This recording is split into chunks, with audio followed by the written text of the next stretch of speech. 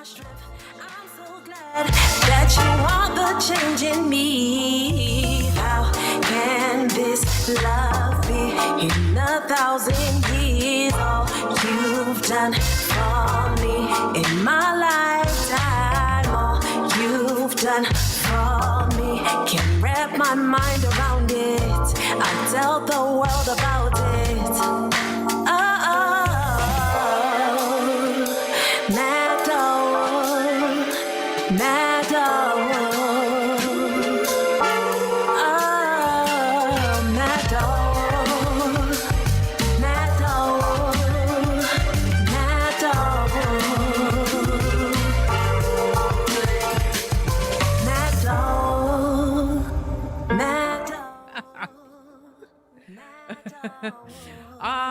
It's that Sunday again. I mean, what is it? It's the 1st of November, bomb, where we're starting right away, just like we really should. And it's back again. You are on Africa on Focus, live with Miss.ABA and my co-host Donnie. It is almost hitting 7:15, and at 7:15, that's really the time for us to discuss all matters Africa. But first things first, welcome to Hi Radio, the voice of the next generation, coming to you live from the city of Amsterdam. And right here in Amsterdam, we discuss all matters rising as it relates to Africans and so much more. Before we get it started, make sure that you listen to our radio show, of course, on our website, www.HiRadioNl.com. And if you want to see the faces behind the voices, make sure that you find us on Facebook, HiRadioNL. And also you can find us live on Instagram, Twitter. You can also find us there, Hi Radio Amsterdam, to join with us on the conversation. And of course, if you have the TuneIn app, make sure that you find us there as well. And we have our very own app for the Androiders. Download Hi Radio NL. If you type that in, you'll find our app, and you will be ready to tune in every time that you want and that you will. So it's time for Africa on Focus. I'm your host, Miss.ABA, alongside Donnie. Donnie, how are you doing? Good evening. Here we are again. You're just so calm. Like I don't know what happened, but you're on this calm mode or something like that. I am me. I don't know what that feels like. Is it because it's November? No idea. I have no idea. You just need to come into that mode. How are you? I guess I'm good. I've been listening to some radio shows so much, so I was almost gonna spit like blessed and highly favored. You know what I mean? But I realized that's somebody's punchline. So Mama hold it back. You know what I mean? But it's been good. It's been good. My what's it called? My my EP is finally out. Been an exciting week, huh? It has been an exciting week, but it's more to come. Once something is out, the real work really has to get done. You have to push. You have to push to make sure that whoever's out there in the world hears it. So the real work is actually getting started. Really much so. Can I ask some questions about the EP? Hold it. We will be talking about that. But first, we're going to talk about what's going on in Africa, of course. I'm inviting everybody to join in the conversation. We have some interesting topics. What is the status now with SARS? And we're also looking at, some women on the forefront. Plus, we are also talking about Ghana is investing in its art, museum, and monuments. We've been talking about this quite some time. Let's see how Ghana is taking that, that leading role and pushing change for our museums and monuments, since that can, make quite some money. But first, you know what? Let's listen to this record. We are talking about The Color of Hope, Triple O featuring Limo Blaze. We are listening to that. Then we will be right back to talk some more about what's going on in Africa.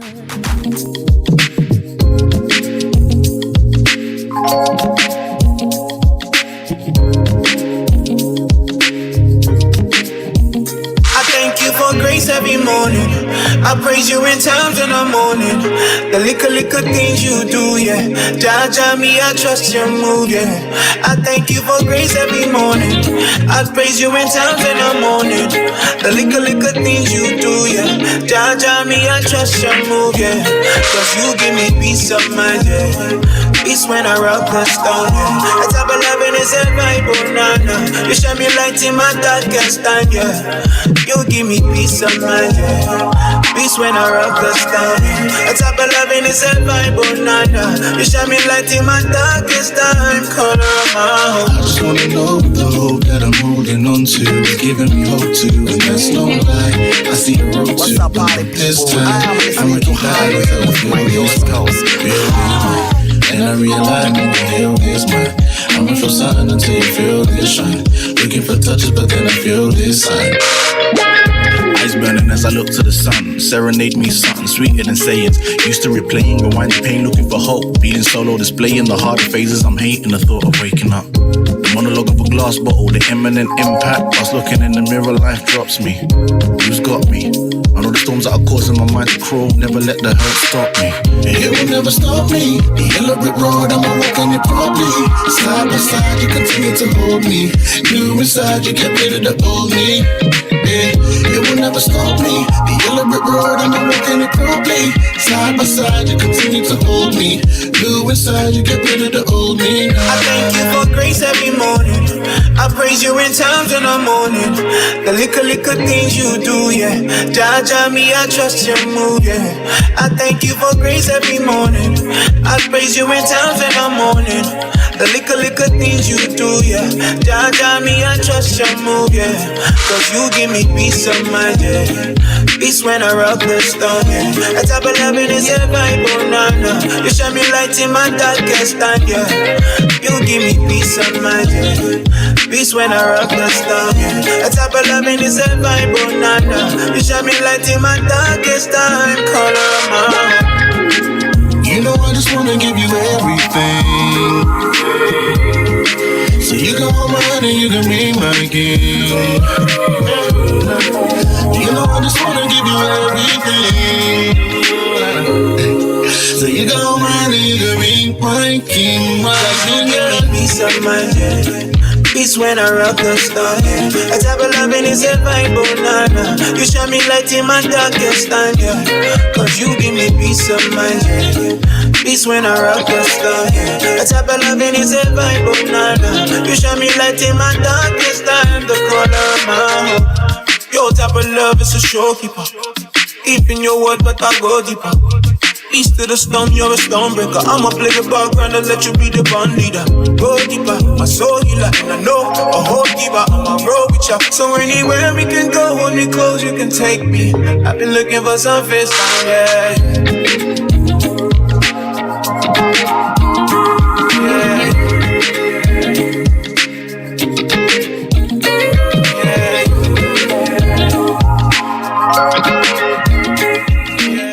And that was, I think it's a cool vibe song. Triple O collaborating with Limo Blaze. And I think it's a Nigerian, Ghana, UK kind of collaboration. You should check them out. They are super cool.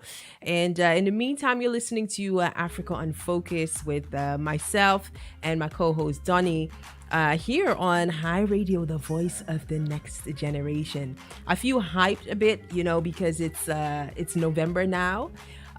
For some way or reason, I hope it's also an end to the pandemic, but it's probably won't. It's not, but I definitely feel extra blessed to just be alive at this instant, this year, because it's been quite a challenging year. Every year brings its own struggle, but this has been, I don't know, I've seen like younger people just leaving us, you know what I mean? And the pandemic, of course, and all of that. And there's actually, we could create some space for some positivity, but there's definitely a lot of positivity going, right, regardless of the pandemic. It's something else. A lot of protests. Whoa, what a protest year this has been. one of the things that we have been talking about is the NSARS, what that was about and everything. And I was researching it, because now it has become a bit, more silent on that end. And I think mainly because basically in cities like Abuja, Lagos, from what, we've heard from, or I've heard from our contacts in Nigeria, is that the army pretty much shut it down. As far as the protests, the streets are quiet. Really? There's pretty much some things that they've done to just silence the protesters. Yeah. And so people are now using their means online to raise some awareness about it.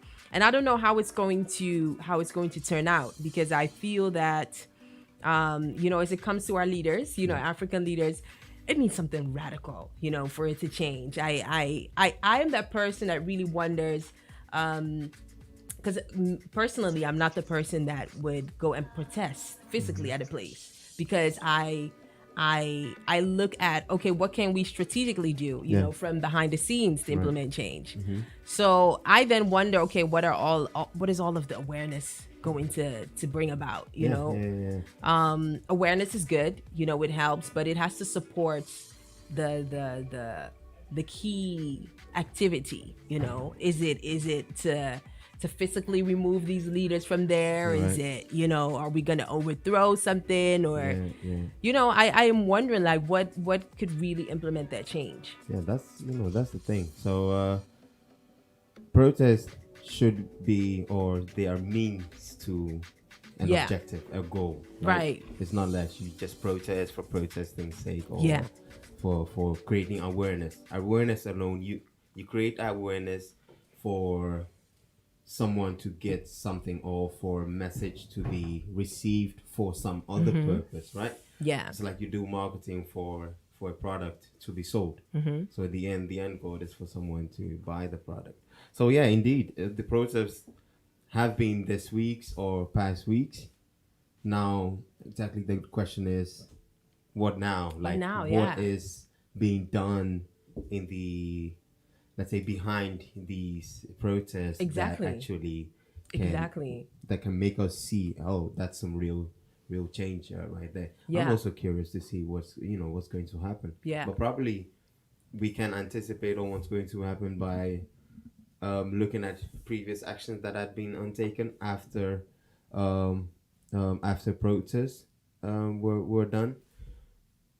But if we do that, then future is telling us that this NSARS thing or this SARS thing is still going to go because it has been shut down twice before, right?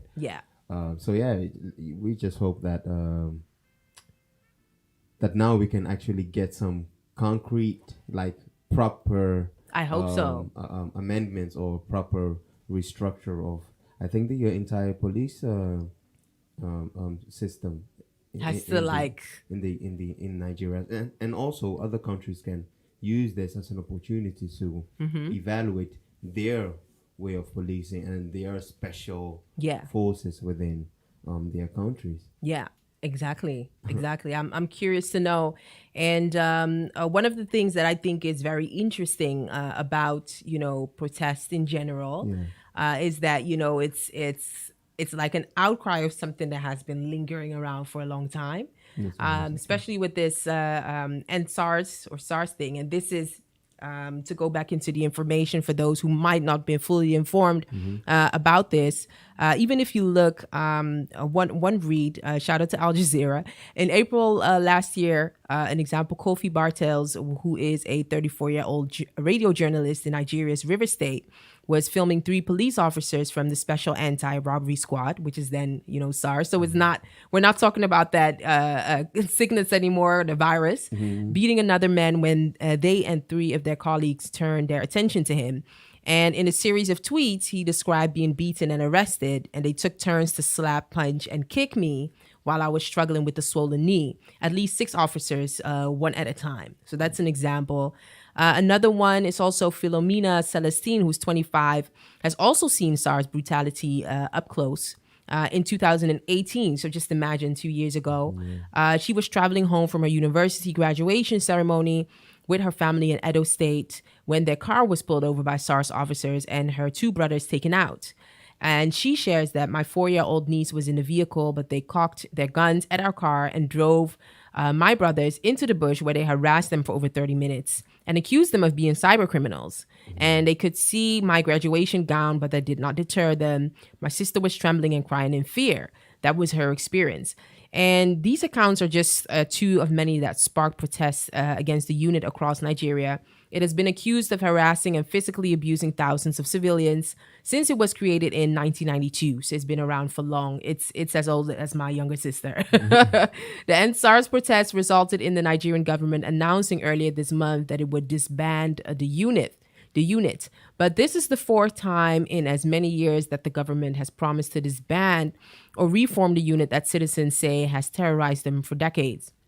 And the problem of police brutality goes beyond SARS, the protesters say. According to Amnesty International, the Nigeria Police Force, NPF, is responsible for hundreds of extrajudicial executions, other unlawful killings, and enforced disappearances each year. This is just a bit of background about what the SARS thing is about. Another thing is also that for 10 years, SARS only operated in Lagos, but by 2002, it has spread all to 36 states of the Federation, as well as the Federal Capital Territory, Abuja, and it was counted as one of the 14 units under the Nigerian Police Force Criminal Investigation and Intelligence Department. And its mandate included arrest, investigation, and prosecution of suspected armed robbers, murderers, kidnappers, hired assassins, and other suspected violent criminals. So this is what it was initially about. And back and forth, to summarize it and say it, in urban language, they are not, sincere. They are not the truth. And they're pretty much making use of the system. Young people are victimized by this. And this is going around. Online, I see, the T-shirts being made, message being spread, the hashtag #EndSARS.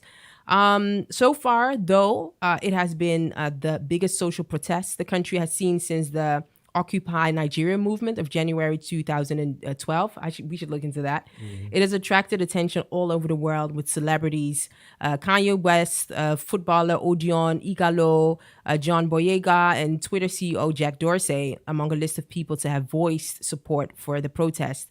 And young citizens, mostly in their 20s, on the street say that they are tired of the promise of reforms and are expressing their anger at continuously being dehumanized and treated unjustly.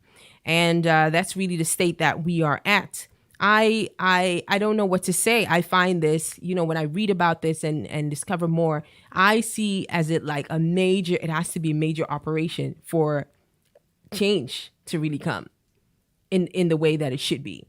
Yeah, but the protests were big though.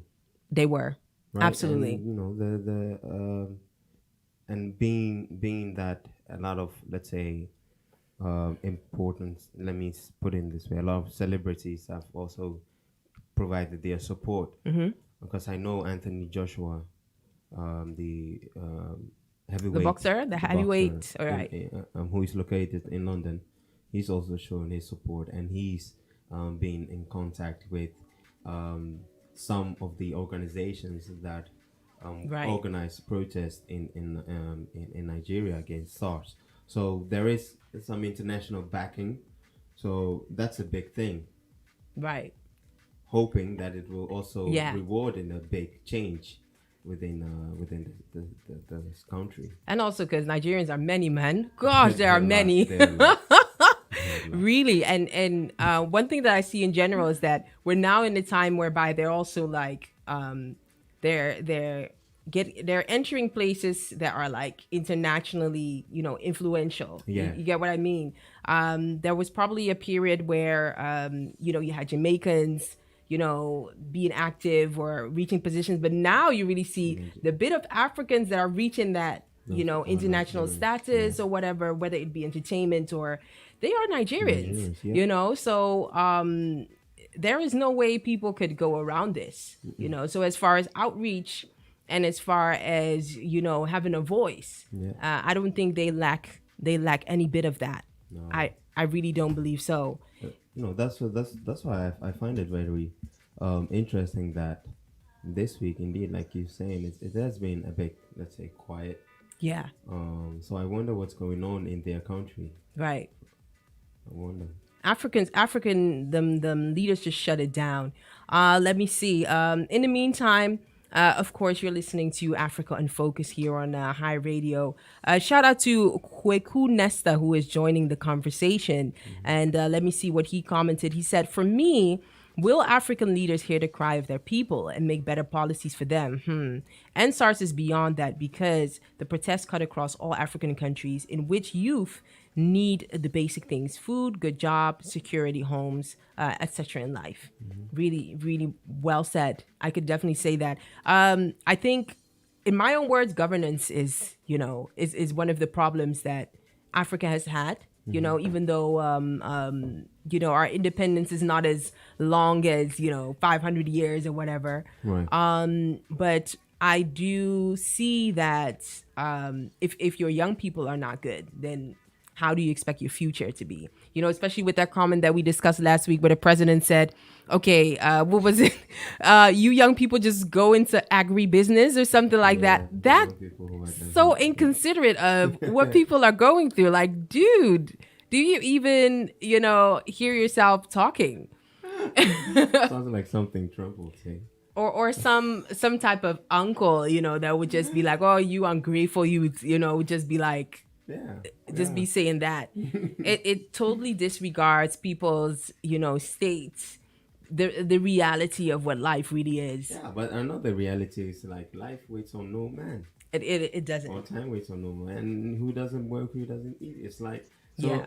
But that is, from a government point of view, that is very, you shouldn't, of course, you are the government right. to ensure that these people, get live at least a decent life, right? Yeah. But if your leader in chief has no regard for what you're going through, it's, oh my goodness. This makes me appreciate both our Dutch president and our Ghana president. Come on, like they respond, they listen. They wouldn't say something like that. No, at least they wouldn't voice it out and anything of that. So I really hope that this is something that will change, and also it happens to show that women have been really on the front line of these protests.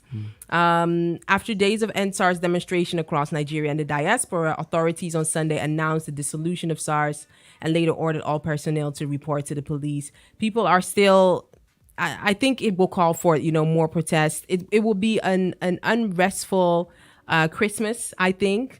Last year, a lot of people that would travel would take on Ghana and then Nigeria. I don't think that that is going to happen this time around. But I am going to keep an eye on this, and I really hope that this will somehow drive the change that we need. And also, where it will be a time whereby all of the good that Nigerians have, will be benefited fully in its right way. They go hard for it. I mean, these are brothers and sisters. They go hard for what they do, and if they would have the right leaders on top of that, then it's, that would just be, I think Nigeria would then be paradise. Well, it would be paradise. I wonder what the ambassador had said about this. The ambassador? Yeah. Which ambassador? With our lady ambassador. The ambassador.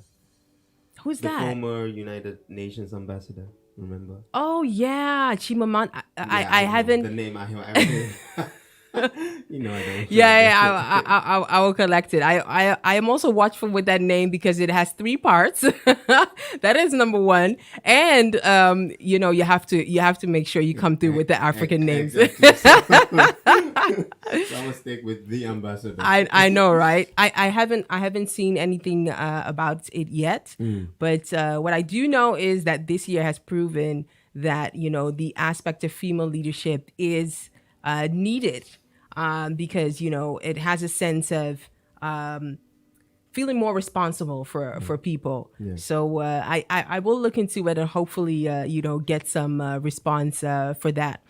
We are talking about NSARS. You're listening to Africa Unfocused. We really want to know how you are finding it. How are you interpreting the news? Any of our Nigerians listening, we really want to know also how your family is doing. If your family is doing all right, just spray some positivity here and there to give them a shout out.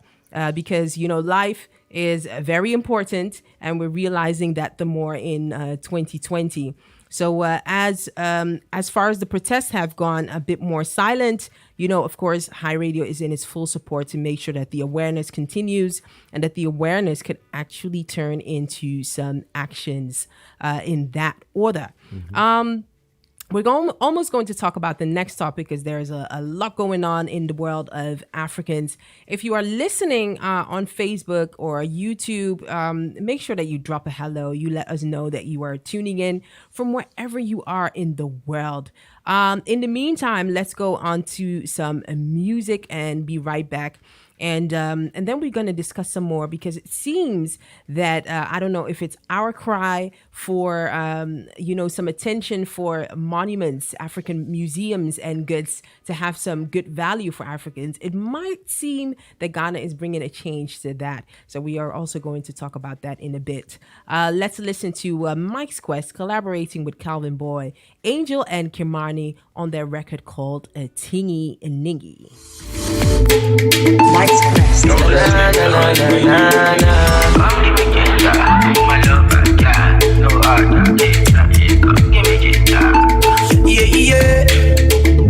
Another, alright. Dingy, dingy, dingy, dingy. Every day my phone ring, dingy, dingy.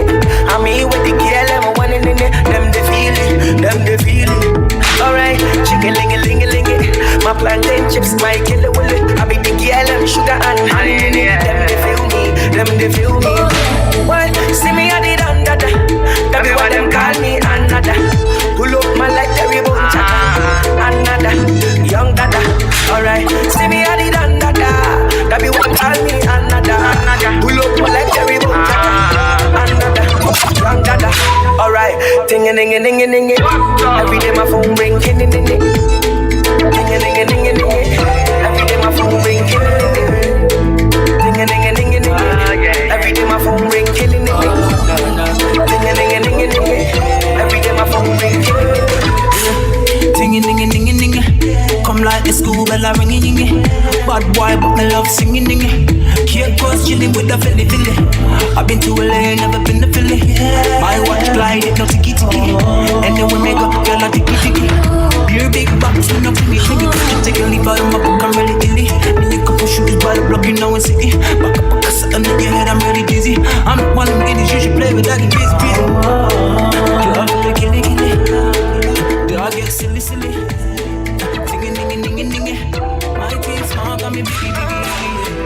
I said no, be say me, I know they beat my cause. So you know be say me, I just they flex my cause. So I said no, be say me, I just they miss my cause. So if I pick my cause, all them girl them don't they fall.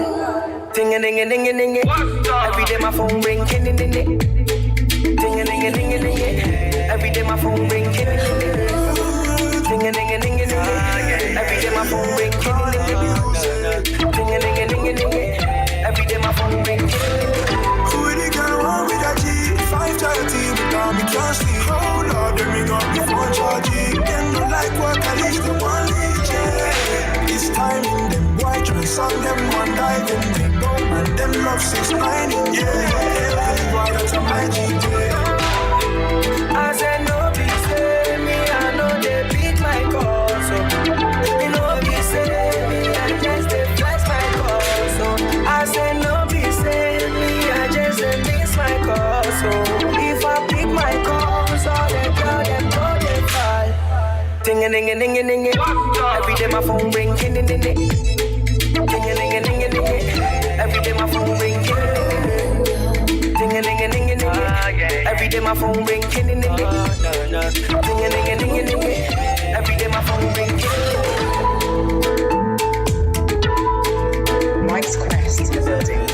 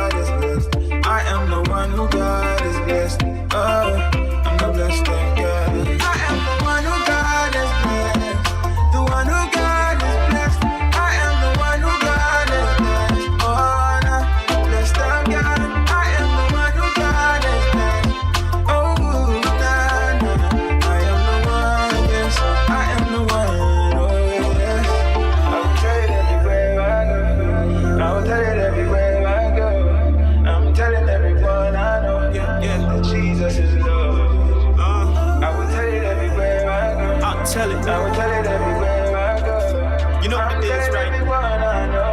It's gnarly. This is a story of a child who was blessed of God. Young boy from Africa, winning the world for God. Like this on your channel, these boys are trying to channel rapping. Who could get his egg and they win the soul. Pure bliss, so we found one another. Most is the day, but I need out and yes, yeah, Jesus, my soul. Honestly, when I see people singing my songs and praising the Lord, I feel blessed up.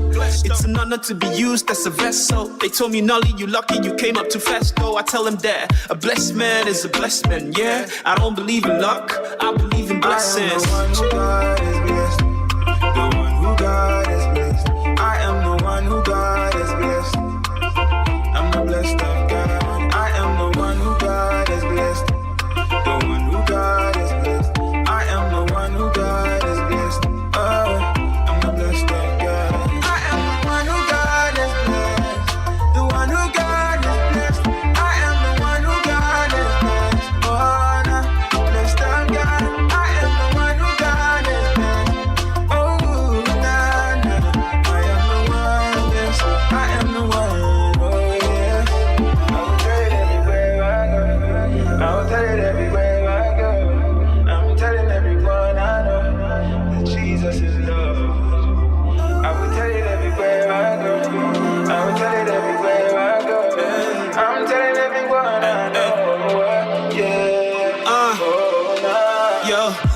This blessed, no man can curse, yeah.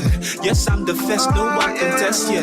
And when connects up in the high places, no matter what, always on top, yeah. Life is super wavy when you're living in Christ. I'll be surfing on challenges like the ocean wave tides. I live life on the mountain top. City set and the hill, I go shine cause I be light. This the story of my life. Chine do mokwa muna chimso. On the maro nezi wafamu buchukunon. So my God's got me. I'm not scared what man would do to me. Don't you know who God is blessed? No man can curse, yeah. And every time I try to count my blessings, I realize I can't comprehend it with my senses. I'm blessed beyond material things, man, I'm made for life. I'm the blessed of God, and what I got word. And every time I try to count my blessings, I realize I can't comprehend it with my senses. I'm blessed beyond material things, man, I'm made for life. I'm the blessed of God, and what I got word. The one who God is blessed. The one who God is blessed.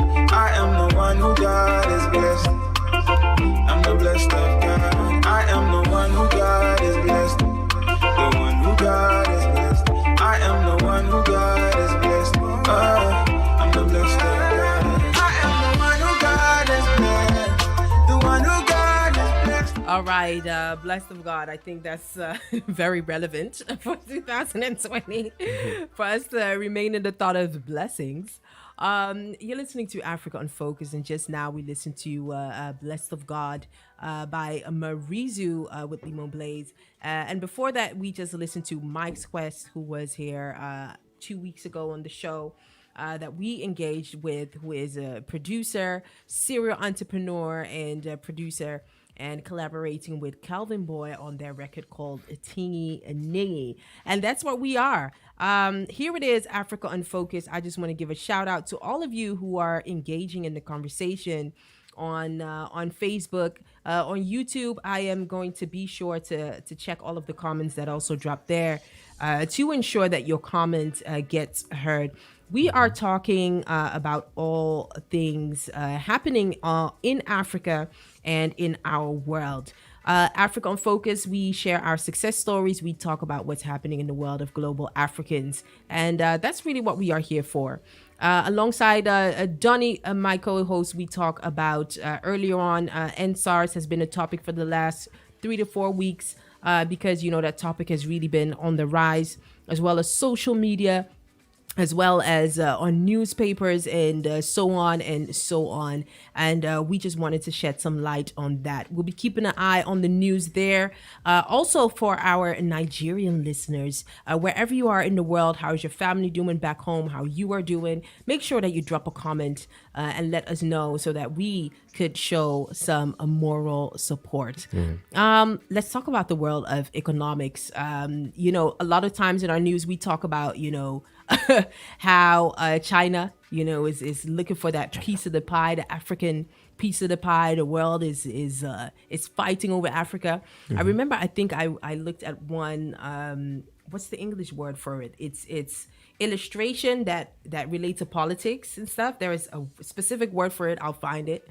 And there was one that looked serious. It was like three men, and they were holding some a black woman down, ready to rape her. Like, and one of the guys that was like about to like open his pants was called the U.S. and the other one standing around was Europe, China, and I was like, well, this is, this brought some perspective to things. I was like, oh man, I don't know, it was so raw.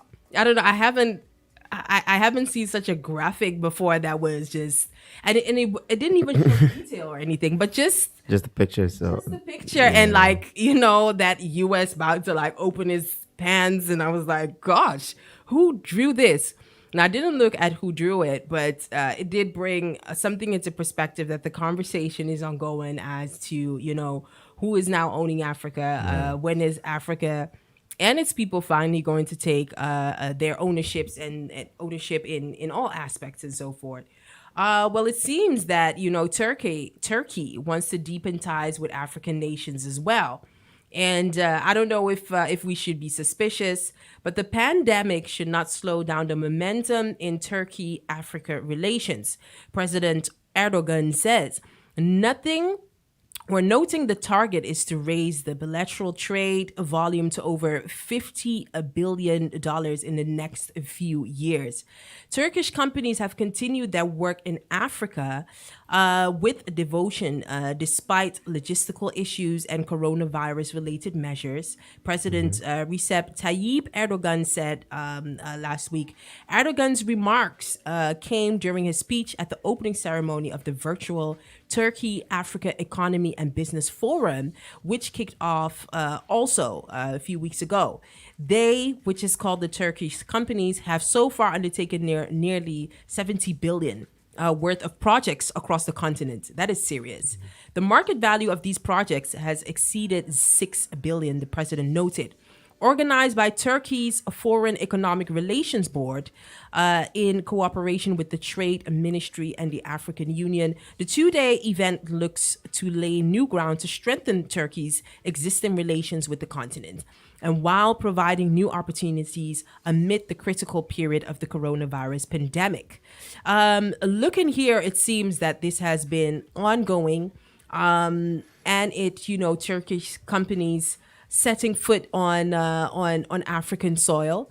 And this is shared mainly because, it highlighted Turkey's robust health infrastructure, quality healthcare services, social security systems, effective treatment protocols in the fight against the pandemic. So also offering some type of support, quote unquote, support to Africa in that sense. Every year, thousands of people from African countries seek a cure for their diseases at Turkish hospitals. I didn't know that.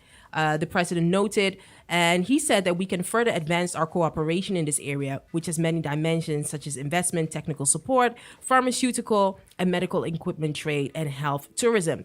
The Turkey Africa Health Partners Platform, which will be established subsequently, can provide comprehensive and permanent cooperation in the sector. We are ready to support any steps in this direction. Are you suspicious? No. Why not? Turkey. Oh, then you have to study the history of Turkey to see if, in order to become suspicious of the future, then you have to understand. You have to know, yeah. Yeah, you have to know the little bit of history on Turkey. Turkey is one of those new members that Africa doesn't really have that much of a relationship with. So I think it will be good. Yeah. From my personal opinion, I think it will be good to explore that relationship to see how far it can go, and as long as it actually goes for all other relationships. Just the fact that, but the only difference is the other powers or the other relationship they've had for a longer time, or they know that kind of relationship and how it has been. However, this is a seemingly new one, So Relatively new one, absolutely. so they have to step in the right way with the right principles. They have to also and explain, or also um, punctuate their position, as in, hey, here, this is the relationship we want, and we want to maintain ownership or power or whatnot, whatever that may be. And I think with new relationships like this, it is good to start them, because then you start at the right foot. Yeah. um, the old ones, to transform them into good relationships, it's a bit harder, because they so used to exploiting you that even seeing you as an equal is a disadvantage for them. Yeah. So that's why having the United States as a partner or a business relationship is always going to be um, something that you should be suspicious about. Right. Why? Because they're not going to hand in the advantage that they've been having for years, Yeah. as well as having relationship with multinationals, because a lot of multinational companies are also in Africa, but when they got there, Yeah. they left with a bigger piece of the pie. So for them in the future, if we want to have an even shared pie or whatnot, for them it would be a disadvantage, Right. because they always have been having the bigger piece of pie. So one thing that will help the African economics is getting the new relationships going, because that those are the relationships that they can enter in evenly, or even get the bigger piece of the pie, and those are the relationship for the future. The other relationship from the past, I think those should be done now. Like, you have to skip some of them. You have to learn. You have to let go. Right. But it's it's the same with that illustration. Like, the ones taking advantage of you are not going to let you go of that easily. Yeah. You literally have to fight your way through it. Yes. So, but I hope they are doing it. With whatever business, whatever country that should that is. I hope they are doing it, and I think Turkey would be a good.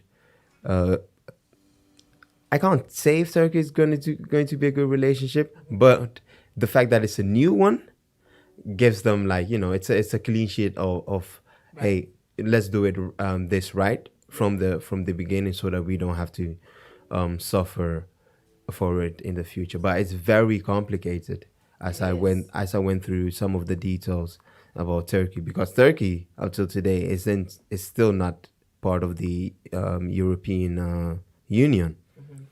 And the reason for that is personal with the European countries. And on the other hand, Turkish is also very tied into the Islamic relationship. So that is also an aspect that they carry with them in their dealings with other countries, or with other institutions like the EU and the United States. So, hey, it's something is very complicated. It is. It is. It's very complicated. interesting. Do you think that African countries, if we look at Ghana, for instance, that we have the capability to do business now, for the better of ourselves as people, instead of for the individual?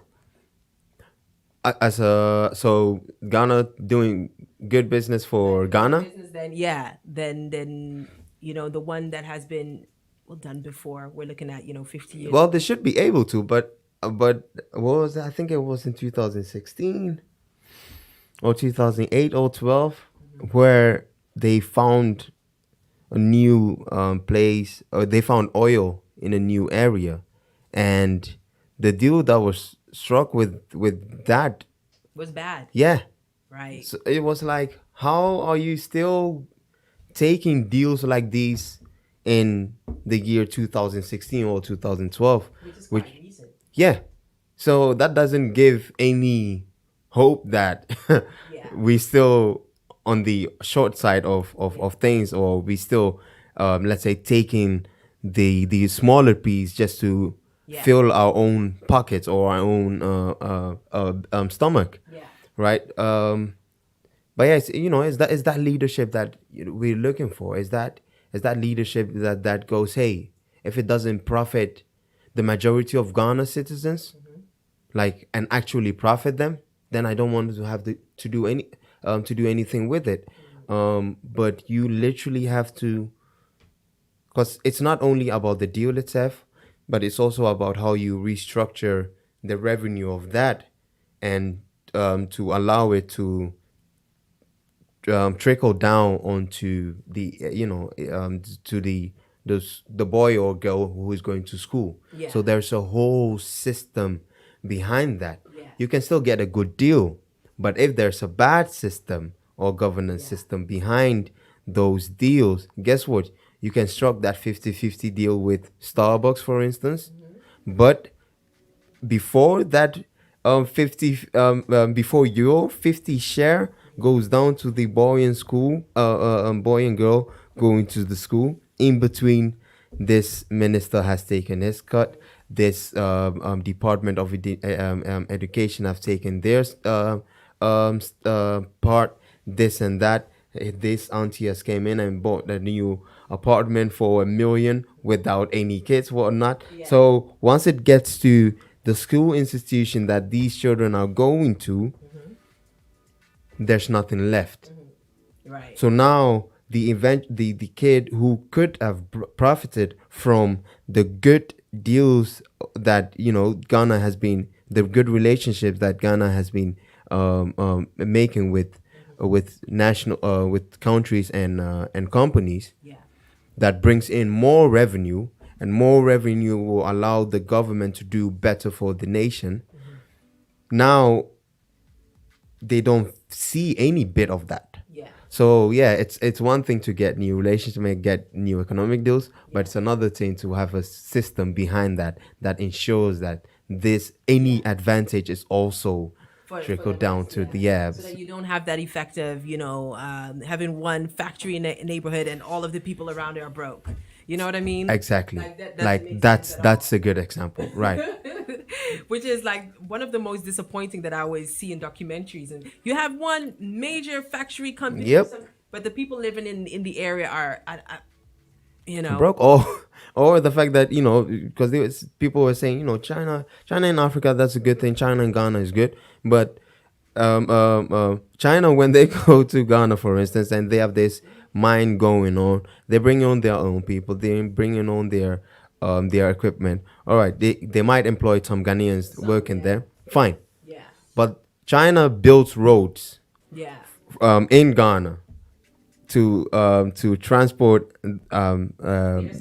their produce and this and that to the harbor or whatnot. But Ghanaians are not allowed to walk on these roads. They're not allowed to make use of these roads, the infrastructure that China has now built.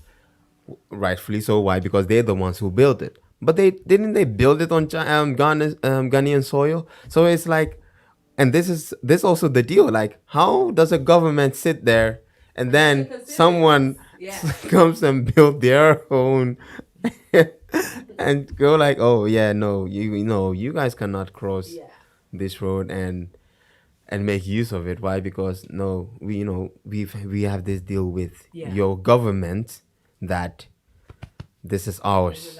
The ground is yours and whatnot, but this is our road. So only Ghana, you have to do better. You do have to do better. You have to really. Of course, there's been some debate on to which extent this could go. People are asking questions. Yeah, well, they say. One of the topic is the neo-Ottomanism. Has been explained by various scholars and experts around the world, and whether it is based on cultural, economic, or political reasons has also been discussed. Some argue that it is directly linked to military expansionism, while others describe it as a natural approach that involves the increase of mutual benefits, and that relates to the business that is now ongoing between Turkey and African countries. Okay. In the neo-Ottomanism debates, Turkey has been called an aggressive authoritarian, anti-Western, and even pan-Islamist. Such claims, however, intend to isolate the country and damage its ties with the Western world, particularly with the European Union. So I then understand where they are looking at, okay, which other relationships can we establish for either our economy, military, whatever. And a neo-Ottomanism is used as an excuse to vilify Turkey's constructive policies and tarnish its efforts in the world, particularly in the African continent. What you also, and that is something that I also see, is that once the enemy of the West starts doing something, you have all of these debates going around it, sometimes even like evil promotion. Oh, yeah. Where you're like, has this been, indirectly funded by the West to ensure that people's distrust, remains as it relates to anything other than the West? And of course, that can be questioned.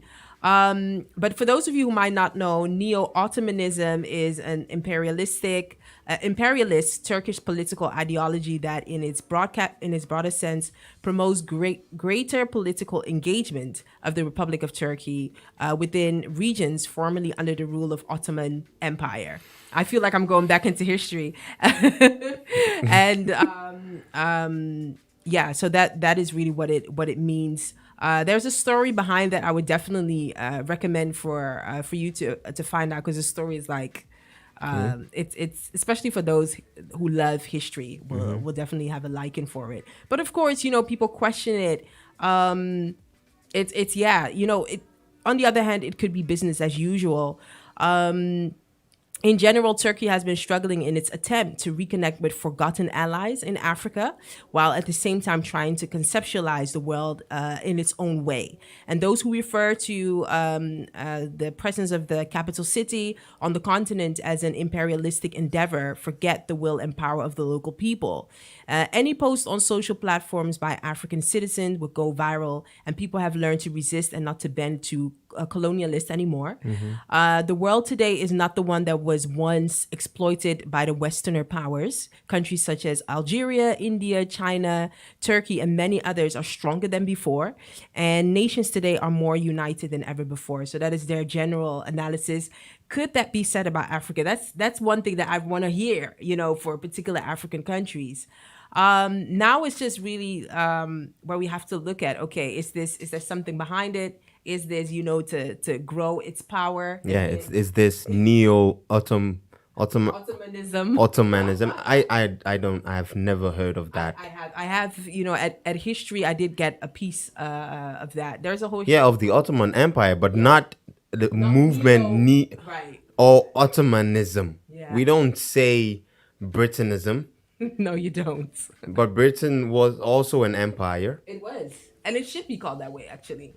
It's like when Britain, strikes a deal with another, we don't say, but this is a part of that which you insinuated that, hey, if other powers, try to, then I'm not feeling it at all. Exactly. And not to forget, media is also a way of brainwashing people. So it could be that, something is behind this. That actually gives me more a reason to say, Africa, just do it. Just I know, right? To be like, listen, no, trust it. Yeah, just do it. Yeah. I totally get what you're saying. Let's keep an eye on this, and I know, right? And see how this one turns out. Of course, hopefully, it being African countries being in the position of taking ownership and not handling themselves in clauses that would eventually bring them into trouble. Yeah, definitely. On to the next almost, we're going to talk about, could there be a new airline for Ghana? Could we celebrate a new Ghana Airways? I'm curious to know. But first, let's listen to some records to get more into this good vibe of Africa in Focus. And we'll be right back to talk more about your album. Going on. Sorry? Your album. Oh, yeah. My EP. Yeah, we should not forget about that. Let's go. My baby, they love me constantly. My baby fine, she they killing me softly. I really wanna let her know, yeah, yeah, that I will never let her go, yeah, yeah. My baby, they love me constantly. My baby fine, she they killing me softly. I really wanna let her know, yeah, yeah, that I will never let her go, yeah, yeah. God forbid I do you wrong, God forbid I do you bad, God forbid I make you suffer. God forbid I do you wrong, God forbid I do you bad, God forbid I make you suffer. Oh, yeah. Every day with you is super wavy. When I deal with you, I never lazy. Cause you keep me on my feet. Summertime and when it's raining, put you down, rock steady. I sweep you off your feet. If I say make you slow down for me. I say make you slow down for me. Boy, I make it no for loss, baby, no for loss. Special kind of love, yeah, yeah, yeah, yeah. Your loving is as necessary as breathing air. I just gotta be sincere. Oh yeah, my baby, they love me constantly. My baby fine, she they killing me softly. Baby fine, oh. I really wanna let her know, yeah, yeah. Ooh, that I will never let her go, yeah, yeah. God forbid I do you wrong, God forbid I do you bad, God forbid I make you suffer. Oh yeah, God forbid I do you wrong, God forbid I do you bad, God forbid I make you suffer. Oh yeah, my baby they love me constantly. Baby, they love me, oh. My baby fine, she they killing me softly. Yeah. I really wanna let her know, yeah, yeah, yeah, yeah. Let her know that I would never let her go. I won't let her go.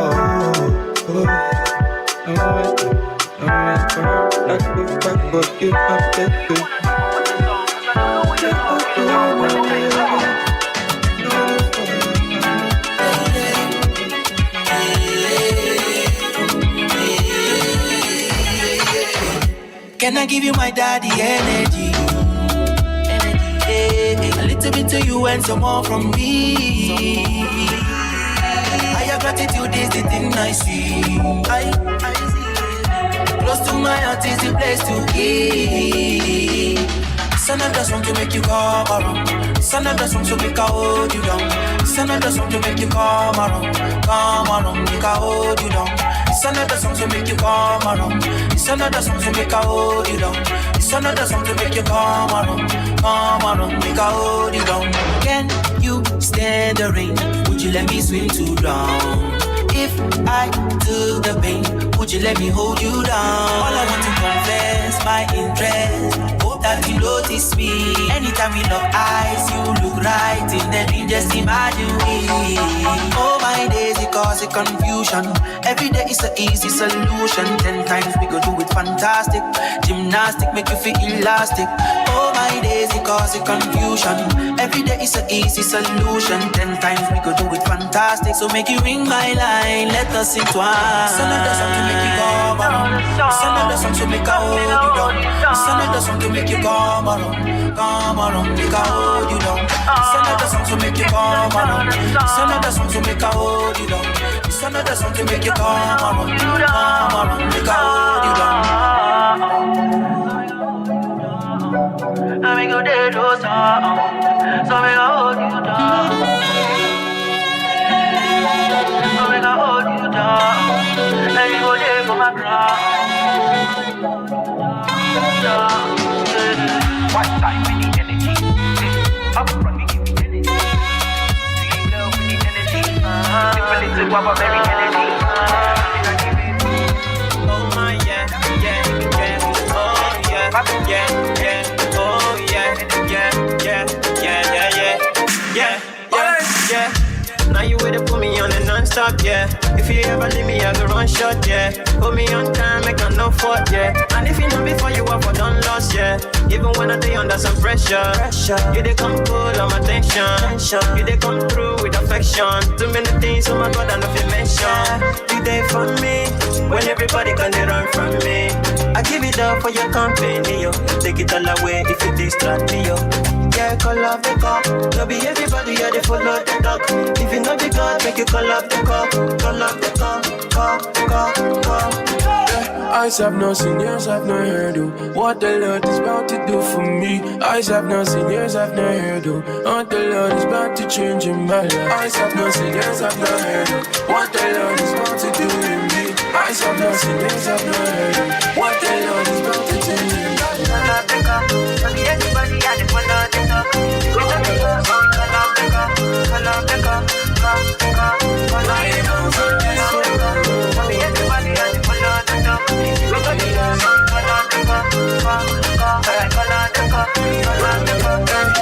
Anytime I call you, they pick up.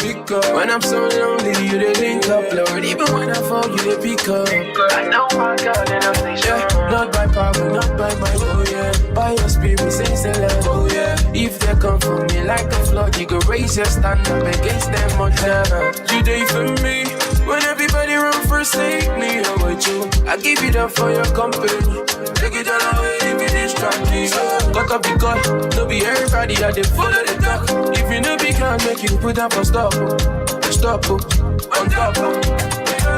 Eyes have not seen, ears have not heard of what the Lord is about to do for me. Eyes have not seen, ears have not heard of what the Lord is about to change in me. Eyes have not seen, ears have not heard of what the Lord is about to do in me. Eyes have not seen, ears have not heard of what the Lord is about to do in me. Everybody had it, follow the talk. Everybody had it, follow the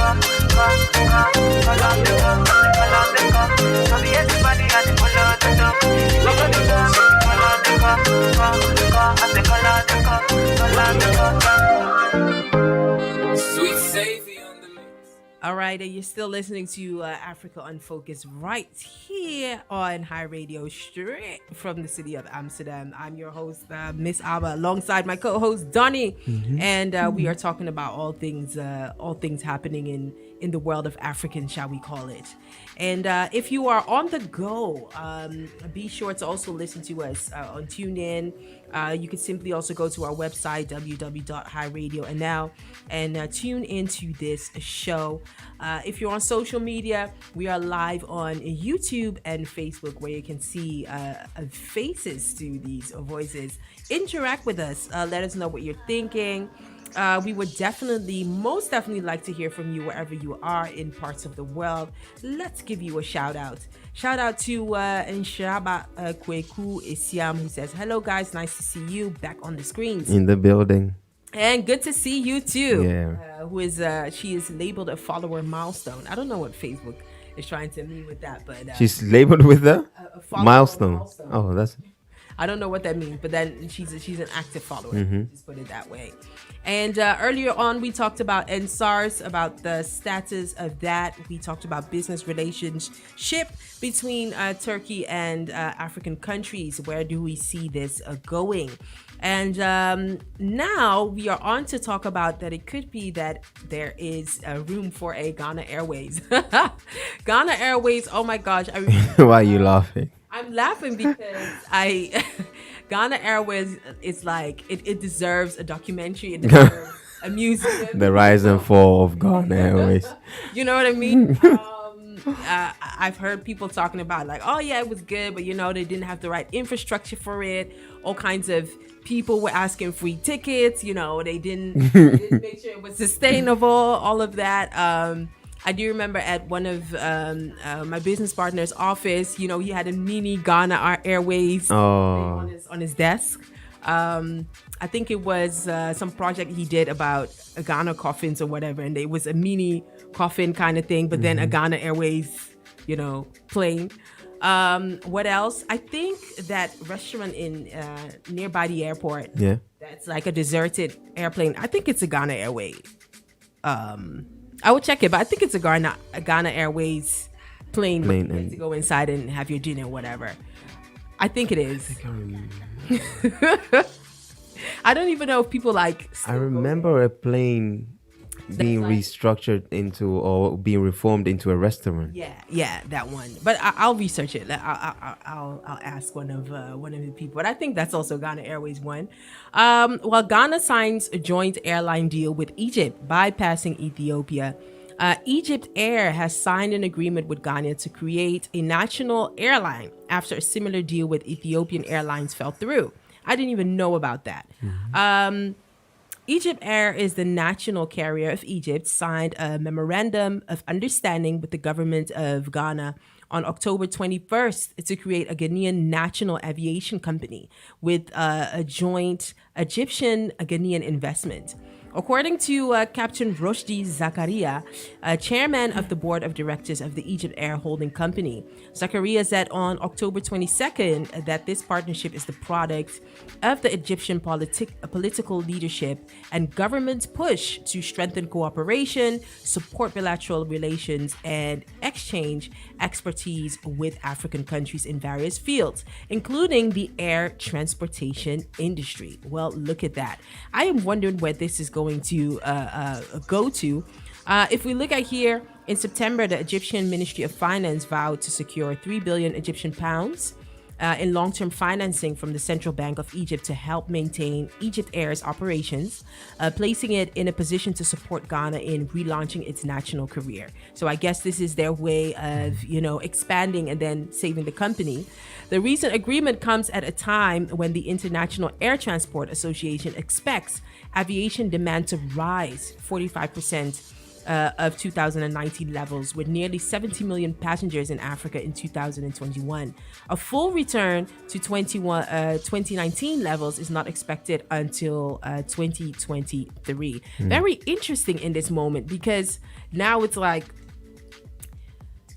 some airports are shutting down. I read of that, especially in the United Kingdom. And then, airline deal going. Exactly. I don't know. This is a bit interesting. Yeah. Or is there a financial aspect to it that you see that would boost, Ghana or Egypt? Because I'm like, Egypt Air is existing. Been quite around for Yeah. some time. They not, let's say, they are safe, but they're not the safest airline. Right. Yeah.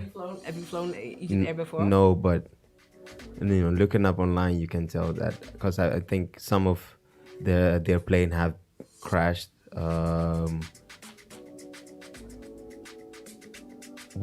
I think they have had incidents in the last 5 years even. Yeah, it's one of the oldest African airlines, by the way. Established in 1932.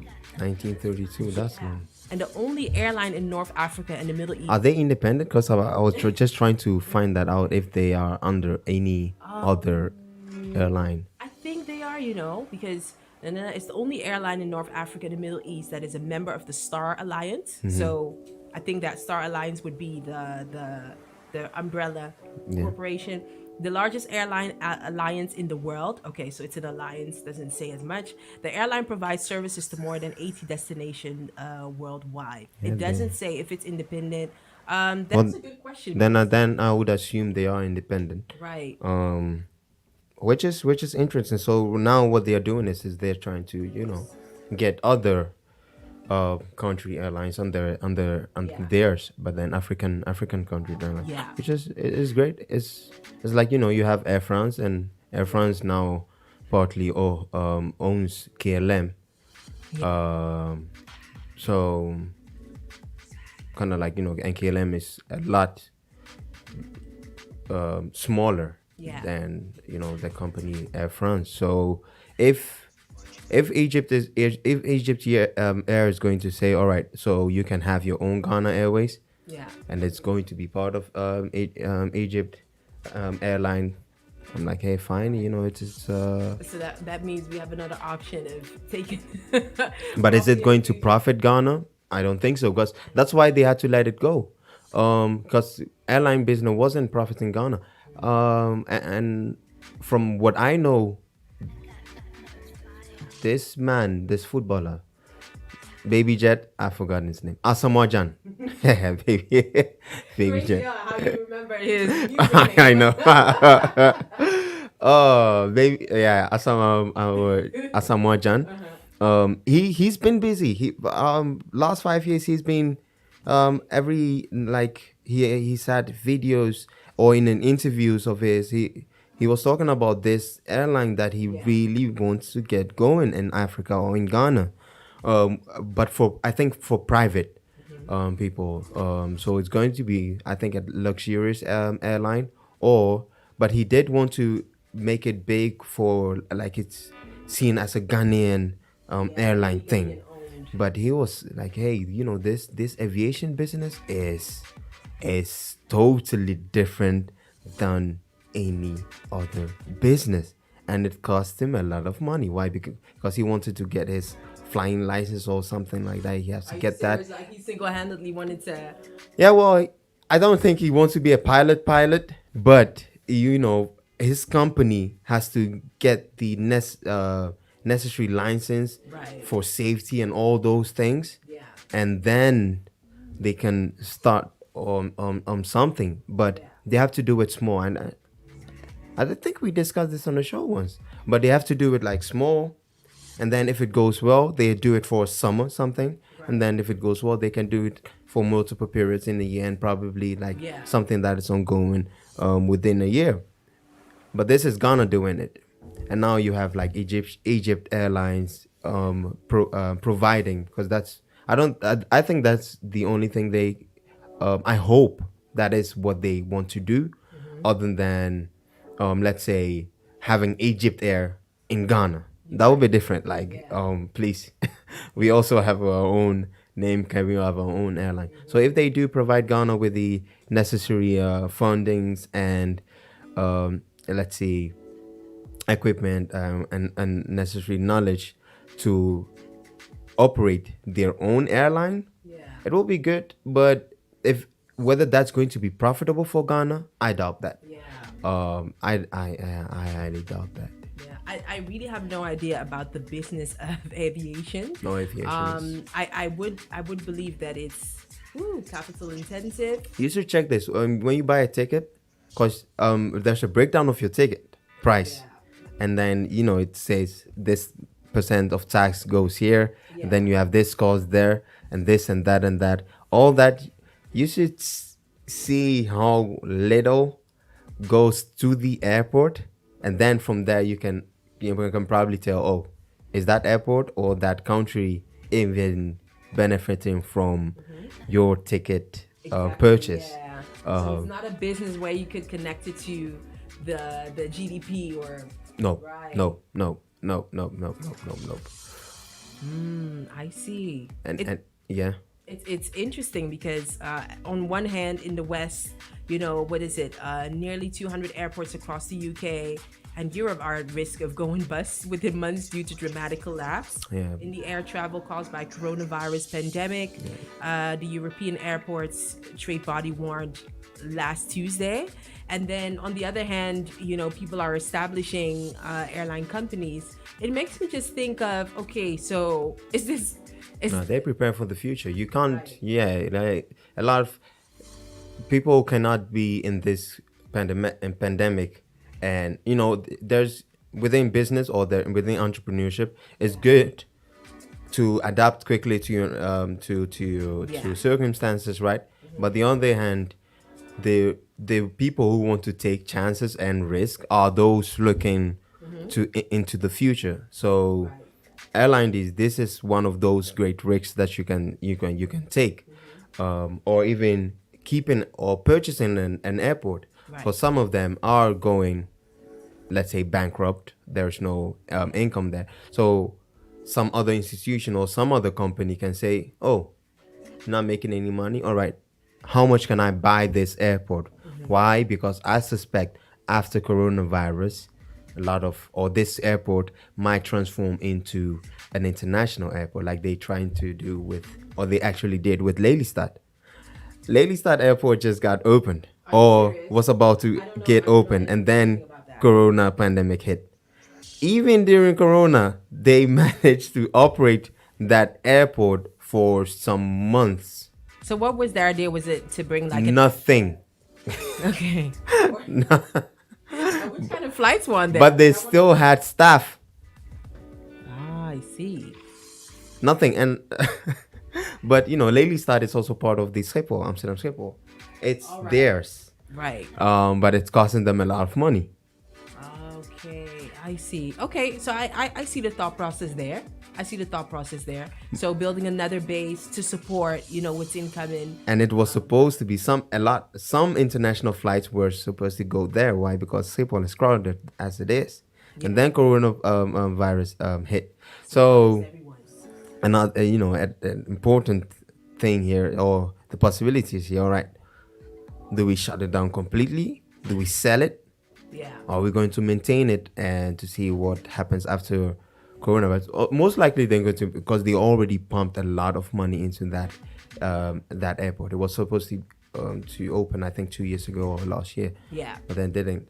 And this year, once they finally want to open, Corona hit. So I think they're going to hold on to that one as long as they can. Yeah. But yeah, airlines, some companies who do have their money laying around for an investment, which is probably 20-year time investment, because you don't expect that after coronavirus everyone is going to travel again and travel like never before. No, because countries are not even going to allow people to travel as before. A lot of measures are going to put into place, which will take a lot of years to implement and for people to get used to it, and then we can start traveling, as never before. In a sense, it happened with the 9/11, right? Because a lot of security measures that we know now from the at airports came after 9/11. Oh, the fact that you can't bring a bottle of water. Remember that one? They tried to smuggle something in the envelope. Yeah, all these things came in, had to happen, and then the measures came, and now you can't take indeed a bar of water or shampoo. It has to be 50 milliliter, right? So these things happen, and then, but it takes time for people to get the confidence to travel again, right? Because believe me, after the 9/11, people were scared to fly. Yeah. And the news was so big, or the media was so like, if you see someone wearing a hijab or something like, you be like, oh, please, not on this flight. Yeah. Like, it's bad. There was a stigma. Oh, wow. It's so bad, but to be honest, that's what was going through people's minds. So that trust was gone. So now even with this coronavirus, it's like, they keep saying, keep your distance. Last when I flew to London and back, I was like, why is this person not sitting next to me? How come? Was there someone sitting next to you? Yeah. Well, you did have to wear your mask, but the only thing is like, when I was going when I was flying to London, they would have like a seat in between us. I can't tell whether that was because there weren't as many bookings as on my return, but I felt comfortable. Okay, oh, good. Yeah. They're taking these measures. But then on our way back, it was a full flight. People were sitting next to each other. And I was saying, why am I sitting next to this stranger? How come there are no measures for this? Yeah. Just so, but it means that the fact that I even had to think about these things. So next time when I'm traveling, I'll probably be like, do I want to go this now? These are the risks. And of course, airports will also, it will be mandated through aviation regulations that airports have to have systems in place to check either their temperatures or allow a sort of certificate before flying. All these things are going to be incorporated in the new process of traveling. And once people are used to this, then we can, these airports like Lelystad, the airports like London Stansted, which is also not doing great at the moment because people are not flying that, or even London City, all these smaller airports. Eindhoven, I'm not even sure if Eindhoven is operating at this moment. I don't know. But I do know they were also rebuilding the airport, also making it bigger.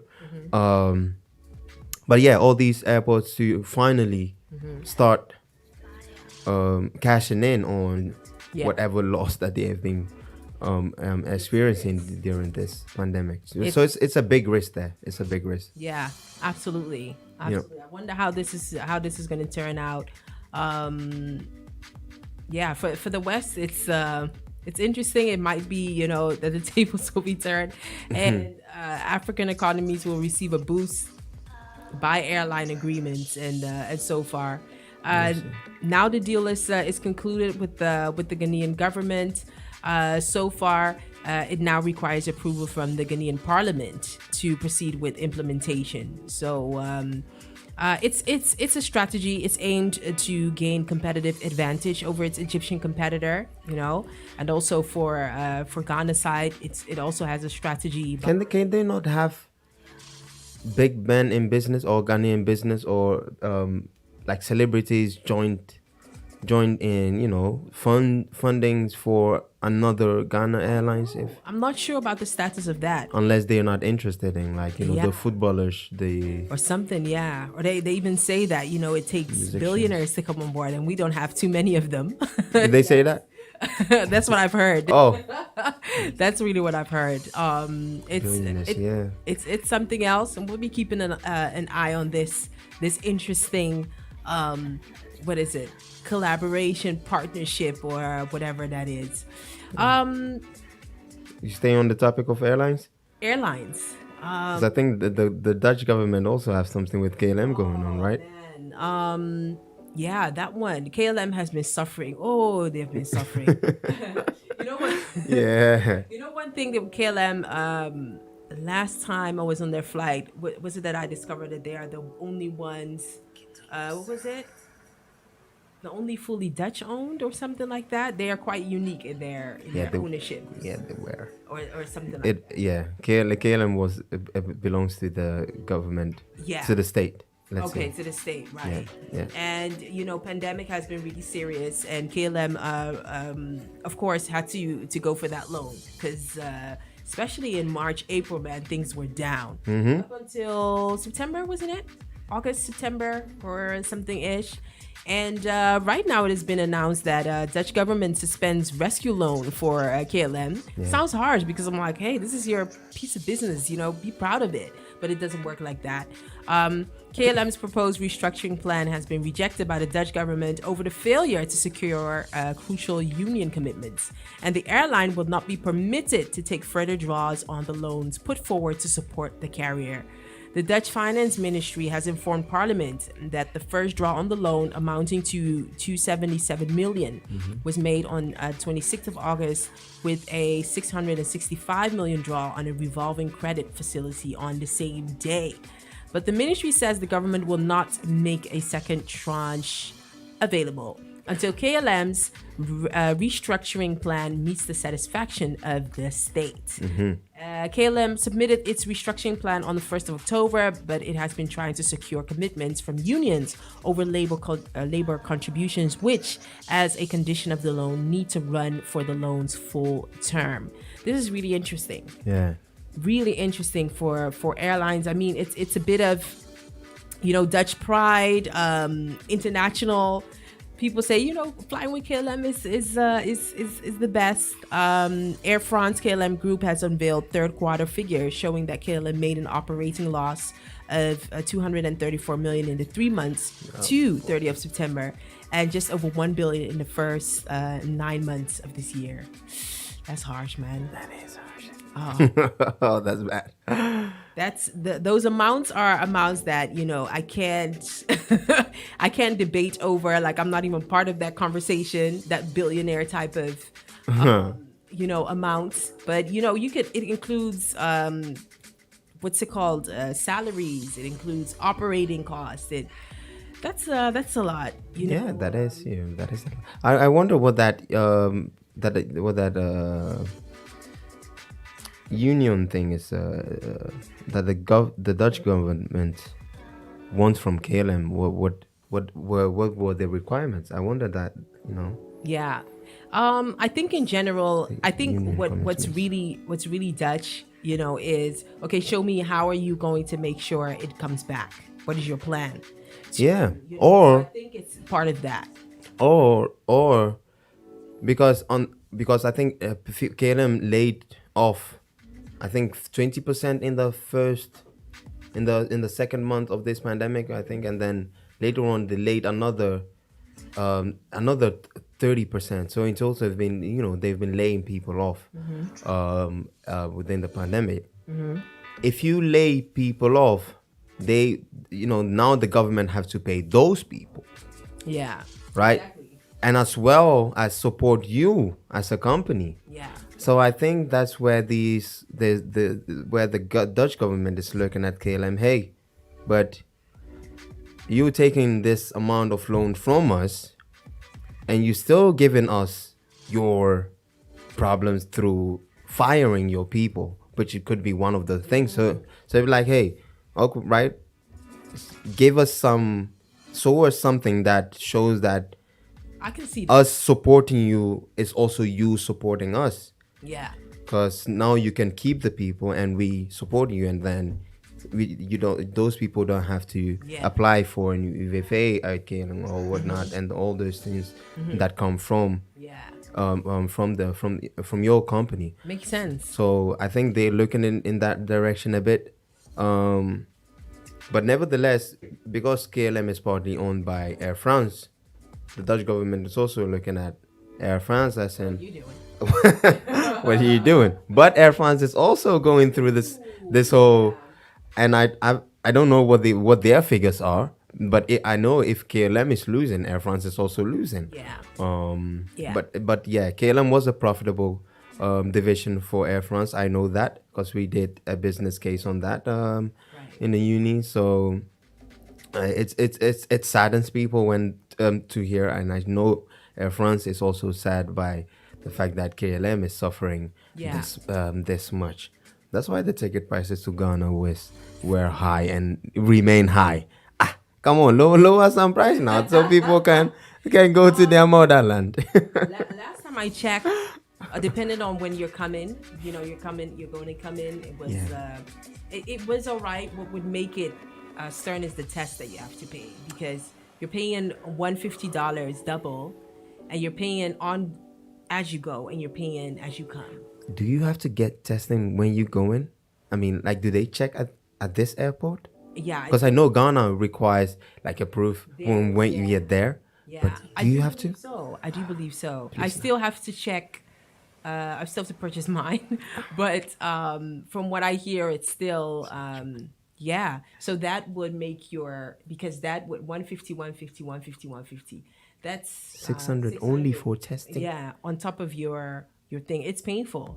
It's painful. And on top of your ticket price? Yeah. My goodness. That's serious. It deserves silence. Yeah, like That's that pain. It's hurting. It's hurting. I know how it feels, man. I know how it feels. We're just praying for the best.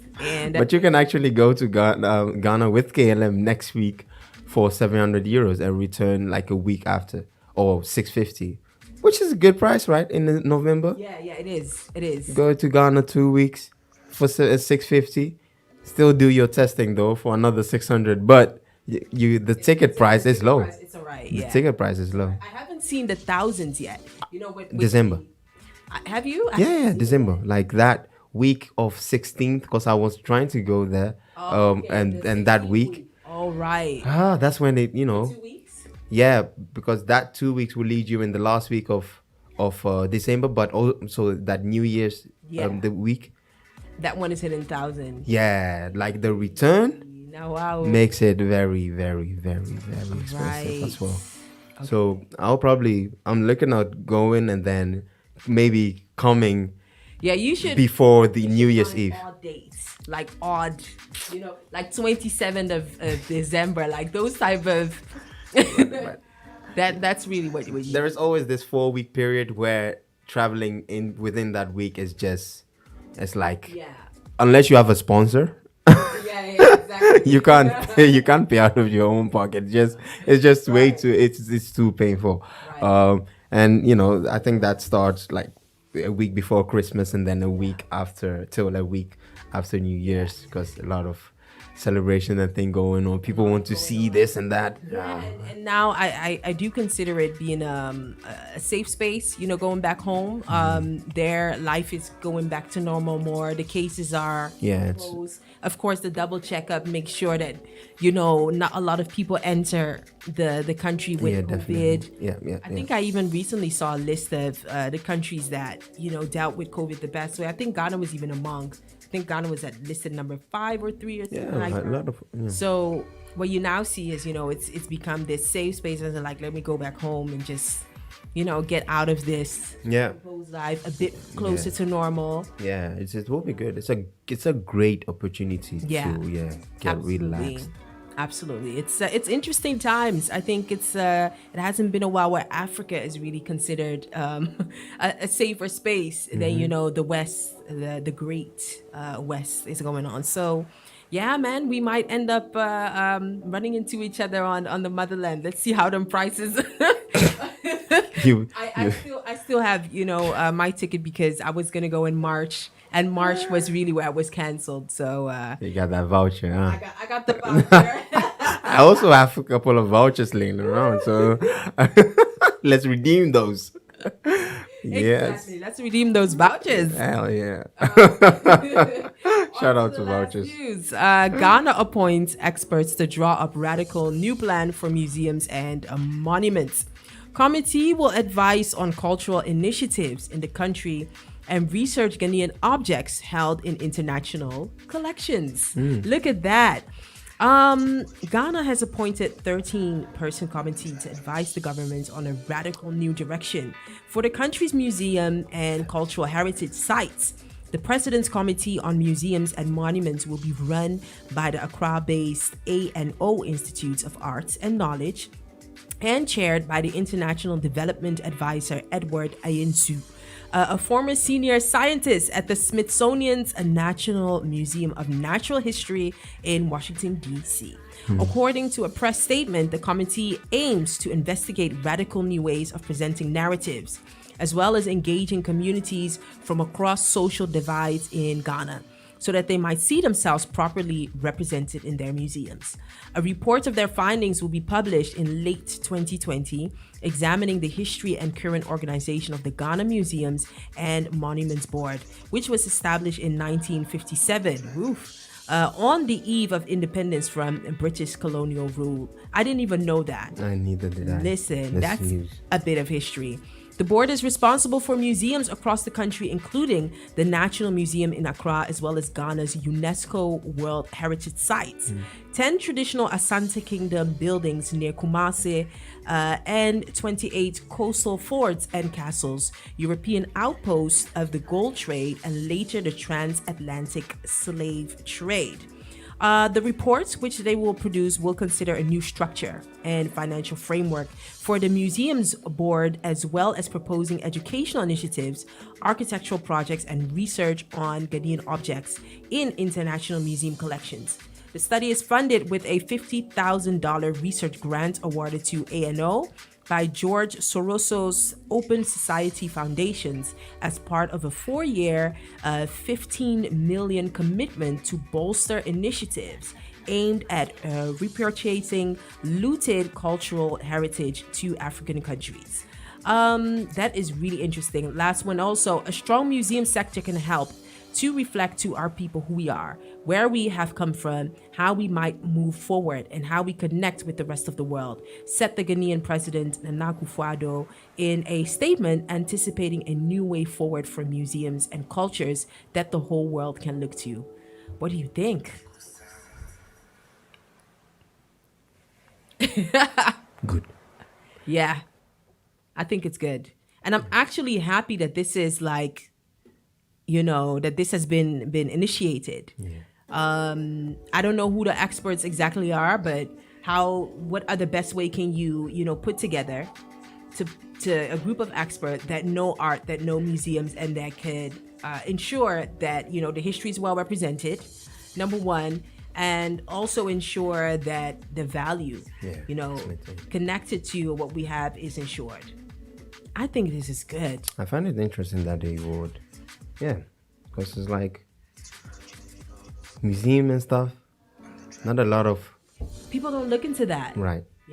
And I do find that if I do think that somebody that is able to sit down and create a budget, create space for that, I do believe in such a leader, because most of the time greedy leaders don't have time for this. So for you, would you vote for him because of this? Not because of this, but this would indicate that it's somebody who thinks forward. Okay. You know what I mean? And somebody who, okay. Yeah. I see. Yeah. Absolutely. Yeah. And I feel the same way. Yeah. I do think if you are, just there for power, just there for yourself, you don't think about art and museums and putting together people and ensuring that there is a fund to, guard the story of Ghana history. Yeah. I think it should really show the type of thinking that a leader takes on. I really believe so. And I think it's good. It's finally good.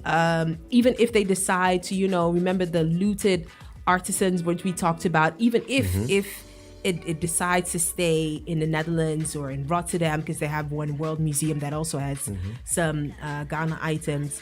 At least there is somebody securing the value of it, the story that is connected to it. How does this connect? How are we going to ensure that the story that is shared correlates with one in Ghana, that somebody follows up? I think this is good. Yes, it is. It is great. It's a great opportunity. Let's hope that the committee does what they are appointed to do. Yeah.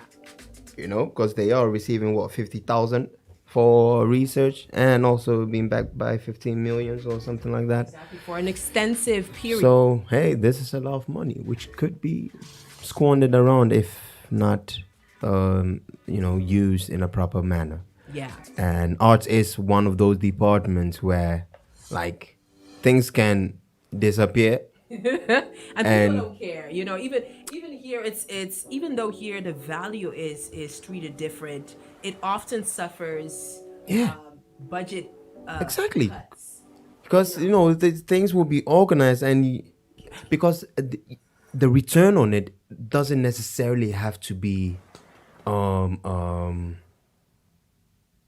tangible, which in business is the case. So here, when people use the money, which is meant for art, they can say, but this isn't that we did. We just did that. But what are the benefits? The benefit, you're not supposed to see the benefits. It's in the people. People feel more, more African. Exactly. But that's going. So I just hope, they're faithful people who do love Ghana and love the arts and are Pan-Africanists at heart. Because I think that will secure that, hey, they are doing something good. But if it's the wrong people, then this money will be gone. Exactly. And 10 years from now, we will still be discussing this topic, like what's been happening with our treasures or artifacts overseas. Yeah, it is. It is such a thing where, a particular art has been placed somewhere. You just have to sit down and prove that your art is making a difference in people's life. It's ensuring an increase in revenue or something like that. So I think it's good. I'm excited for this. I think also now that we are in a time, I happen to have my sister, she's into art. And now what you see is that the topic of African art and Black art is starting to have more of a, be part of the mainstream conversation by artists that are Ghanaian and anywhere else around the world are having a place. They're having a voice. They're actually attracting the right value for their art. It's tough, man. Well, what does it tell you? What does it? What feeling does it give you? Well, it shows that we can take the opportunity to connect value to our art, right, and our history. You know what I mean? It could, and because of the human resource, the brains, the type of artists that we have, and the international experience. they could be able to go head to head with what's there. It will take some time, Okay. but they would understand, okay, this is how we place value. We ensure that it's in this hands. We attract such and such buyers. Yeah. Because I happen to learn that it is a market, Yeah, which is artists. very interesting. Yeah, very lucrative as in terms of money. And where things are right now, you mentioned it is those Africans within the international sphere Diaspora, in the diaspora that have. Yeah. Is the climate, is let's say, is today's society ready for an equal field with? That's a good question. Do you think, or do you think it will take a bit more time? Let's get things more popularized, and then everyone will see Kente as, hey, the Versace, and as the some other. From what I learned is that it's gonna take some time for the value to really match up to, what's around. But what you see is that the narrative now is pushing it, whereby the numbers are hard. The investments are now up into 15,000, 30,000. It's getting to a place where it says, hey, the value is such and such because it has this track record, it has this history, or that's what I see. But I do know that it's going to take some time for it to go head to head with the type of art that is already there, and also convincing the ones that have money. That here's value, and that the value will increase. Because one thing that art buyers do is they buy it so that they can hang it up in the wall, but in 10 years make double out of it. Yeah. If the good things thing, but what actually makes it, what gets arts popularized, or what gives it its value other than sudden death? Because sometimes someone has to die before. Yeah, what gives it? Good question. I think as far as that is concerned, we are definitely going to have to invite somebody to come and talk to us about that. How does that how does art how is the value increase? How do you ensure that people put down money for it? I think that is a world we should really dive into, because there's a whole story behind it. My sister, who happens to be in it, she knows all of that. Okay. And it's a good topic. And we should have the sister on the show. Yeah, we should. Definitely. But I think that in general, I'm happy to see this. Not just because of the fact that the Beyonce's collaborated with the African artists, but in general, it's receiving its place. What I see also from the art bit, from the film side to the painting to actually the what's the word for it, the creation of things, I would call it that in my own words. As far as Black or African, that is really being exposed. Better platforms and more money-driven platforms. Yeah. And now one of the challenges is to have the true art collectors to recognize its value and get on board. Yeah, so it's an interesting field. And I am just going to go and find one of that person who is on that board, and we should have them on the show, man. And talk about how this art. Yeah, that would be great to see if they have an artistic background, because I think that will also play a big. I think it does. Yeah. I think it really does. Obviously that names are here, but I'm gonna dive into that, and it will probably be that they would have film experience, both local and international. So we could get into that. And this is a topic we could also discuss with the HiRadioNl. Yeah, of course. To see how... Absolutely. Looking forward to that. Is it the same as music, though? Like, well, music is also part of art, music, can be art. It is. I wouldn't call it the same. I think it's a bit more complex. Music? No, the art. Oh, the art, yeah. I really find it, and something you have to have more patience for. A lot more patience for, I believe. It's a really interesting topic, and I wouldn't compare it to music. Okay. No, music is a bit more easier for everybody to jump on. You know, music is more the focus of music is more mainstream, whereas the focus of art, as we are talking about it now, is more or less that people just are looking over it. You know what I mean? Like people don't understand that value. It's a specific group that does. Yeah. So interesting topic, man. No, I was hoping to transition into your EP. Let's talk about it. These are last minutes before we Yeah. round up Africa. Let's talk about it. Focus. The EP, yeah, man, it's out. It's finally out.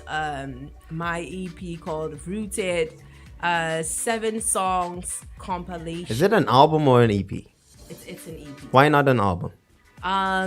You know, it is my first. It's my debut EP actually, aside from a single bringing out, and it's my introduction. And introduction should be like short and sweet.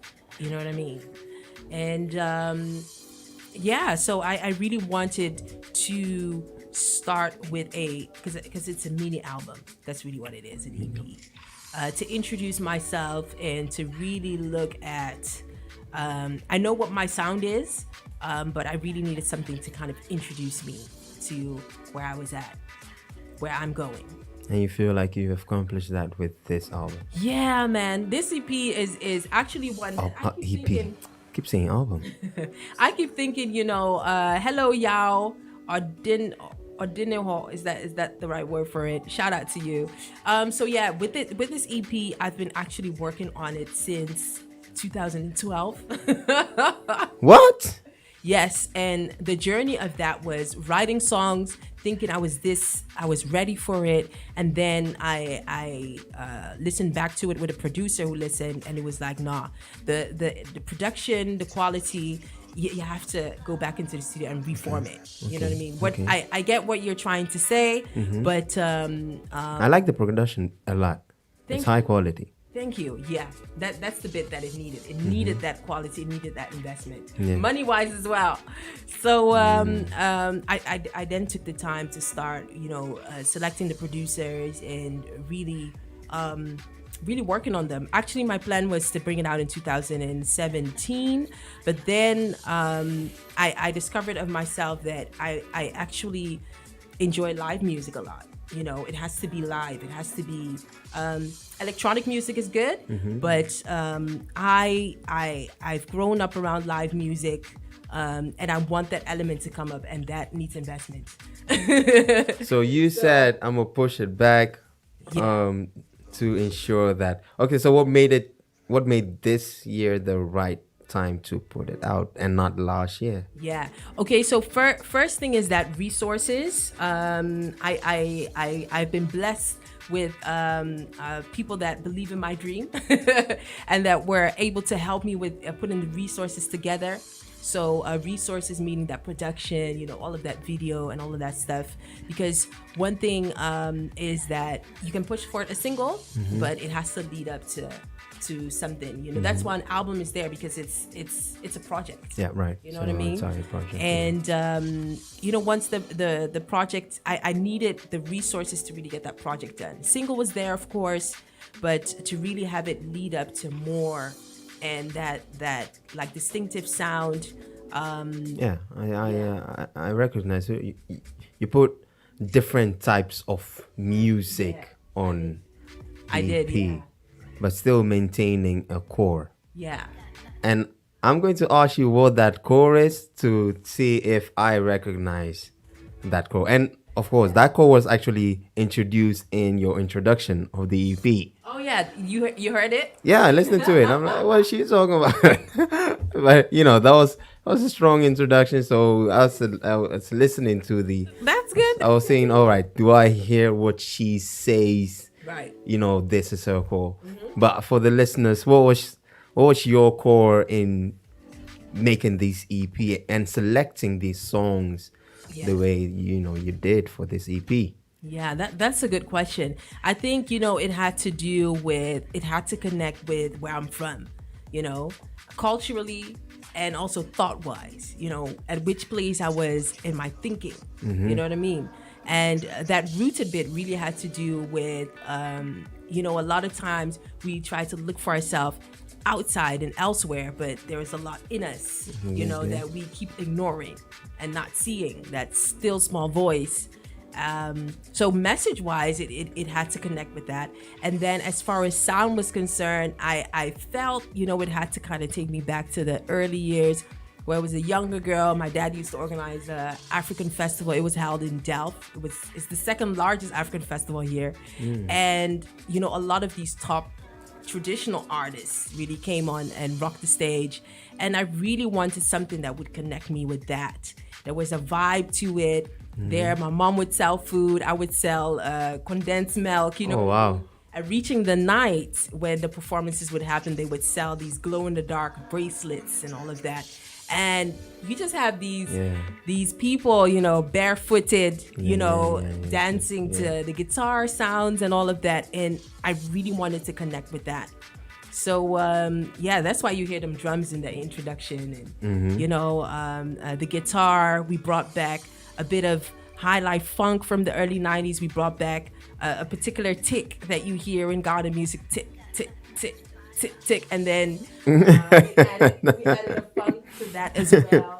And then the last one that we brought it like a sort of Afro house track, really to bring, to blend my soulful voice with something that is a sound that is not West African, but South Africa. And that is because I have an admiration for the South African music scene. Yeah. Oh, beautiful, beautiful. Yeah. What would you say is your favorite track on this EP? Good question, man. It's good question. I like the Afro House track, but I also love Everything, which is one collaboration that I did with Pakofi Hendrix. And I don't know, that song is It's everything. It's everything, yeah. It's like this morning feel. It's sort of roots. It brings a very, very traditional sound where you hear ule ule mama. You know what I mean? And that is the song that really takes me back to that live music and back in the day feel. Nice, beautiful. Yeah, so the EP is out, man. The EP is out. Go listen to it. I already have a couple of favorite songs from the I like the soulful, because I like the voice. Right. And so I realize, like when I hear that guitar and then I hear your verse, I'm like, this is the song. Right. So the song like Thanks and Praise. Yeah. Listen to that song began with the guitar. I'm like, okay, this is a soulful song. This is great. Yeah. It's Morning. Yeah. I like that one too, and Everything. I like that one too. So, those are I've been listening to those three in particular. But yeah, the voice is great. The production is there. The instrumentals are good. It's a all around. It's a good EP.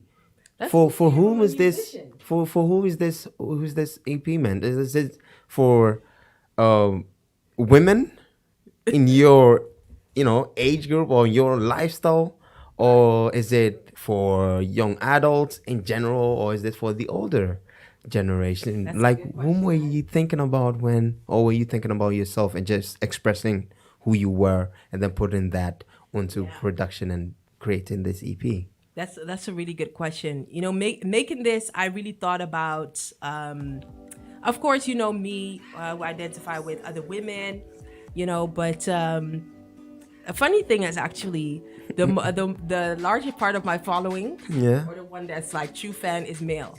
It's male and is 35 plus. Yeah, I would say, yeah. I would say.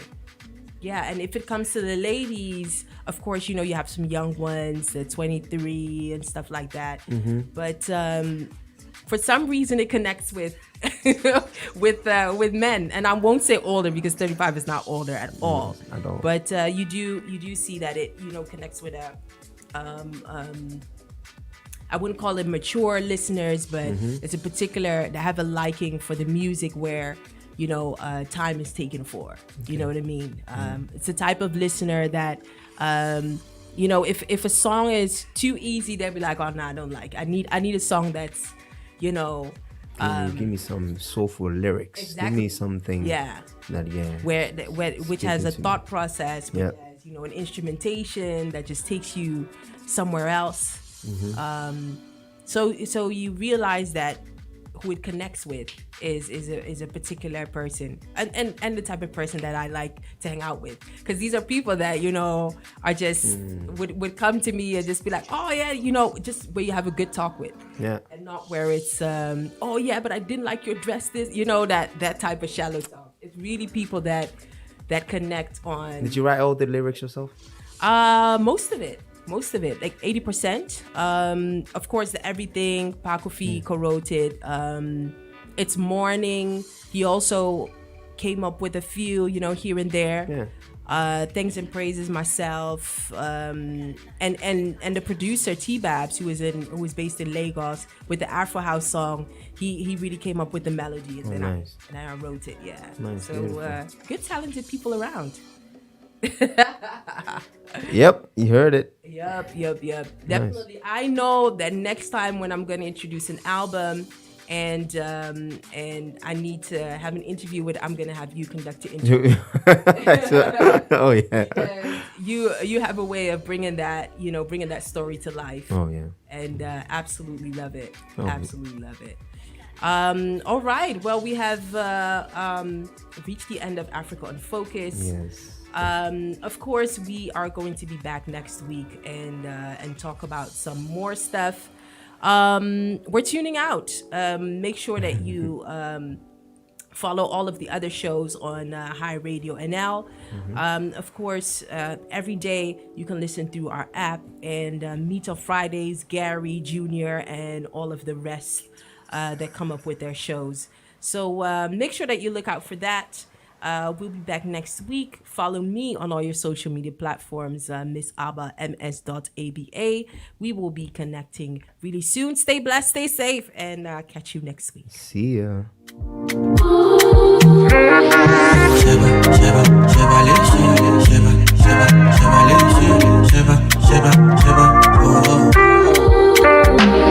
Stacking up my money, no time for your shit. Money kulako, I don't care for your hate. Me no fighting.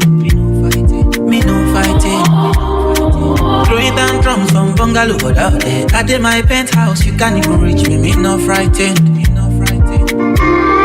It is not your fight, stand down. I'm not the one, calm down. You know I'm not your problem. You can't be me, why bother? Don't have your time now. Ole mumi bow down. To bambino farabala. Oboya ko lari mole. Okay. It's okay, let them see. Trouble no they pay me. Kinjaye on the daily.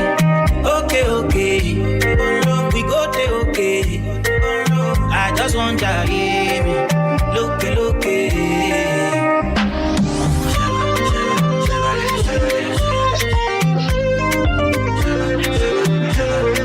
Hey, baby, it's your daddy.